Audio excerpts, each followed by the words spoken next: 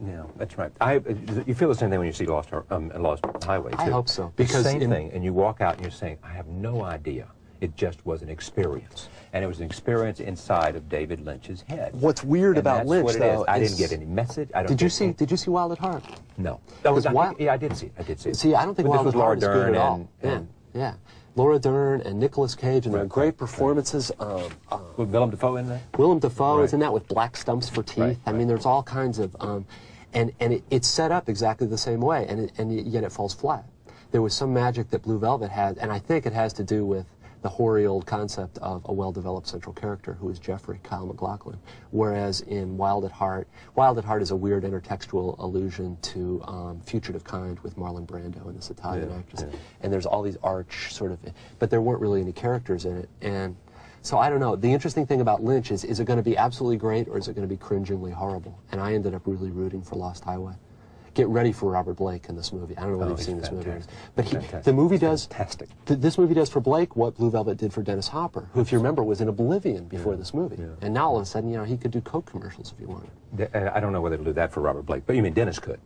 Yeah. Dennis could do Coke commercials, he could. I mean, but my memory of Robert Blake is, that's the name of that tune on Beretta or something. And now, all of a sudden, they've got him made up like Max Schreck and Nosferatu. Way over time. Let me just ask one last question.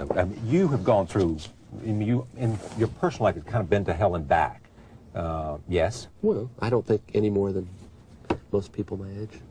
No, come on. Well, most of the people I know my age are people like me. I mean, do you look at that as simply sort of passing through the valley and coming out? I mean, come on. I think,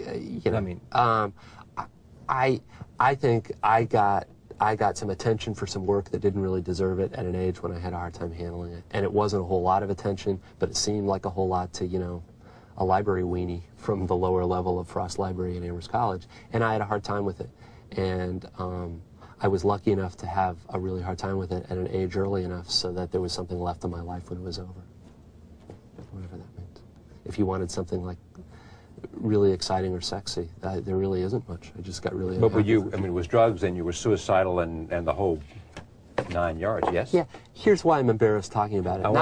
Not because I'm personally ashamed of it, but because everybody talks about it. I mean, it sounds like... In other words, everybody talks about it for themselves, or everybody talks about you? No, it sounds like some kind of Hollywood thing to do. Oh, he's out of the rehab and back in action. No, I didn't say anything about rehab. I said something about the course that took you from Amherst College to back to Illinois. I did some recreational drugs. I didn't have the stomach to drink very much, and I didn't have the nervous system to do anything very hard. Yeah, I did some drugs. I didn't do as many drugs as most of the people I know my age.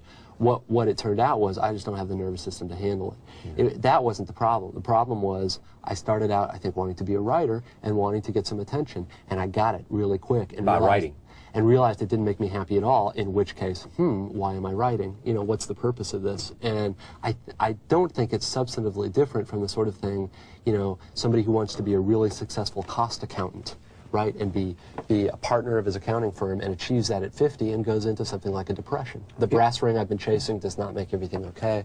So that's why I'm embarrassed to talk about it. It's just not particularly interesting. What it is very, very average. Do you see yourself chasing a brass ring now? This is what's very interesting is there's part of me that wants to get attention and respect. It doesn't really make very much difference to me because I learned in my 20s that it just doesn't change anything, and that whatever you get paid attention for is never the stuff that you think is important about yourself anyway. So a lot of my problems right now is I don't really have a brass ring, and I'm kind of open to suggestions about what one chases. That there are real abstract ideas about what art can be and the redemptive quality of art and kindness to animals and all the cliches that we can invoke. But it's the people who most interest me now are people who are older and who have sort of been through a midlife crisis. They tend to get weird because the normal incentives for getting out of bed don't tend to apply anymore. I have not found any satisfactory new ones, but I'm also not getting ready to jump off a building or anything. Well, that's good news. David Foster Wallace, a supposedly fun thing I'll never do again. Essays and arguments by the author of Infinite Jest. Thank you. Thank you. Thank you for joining us. We'll see you next time.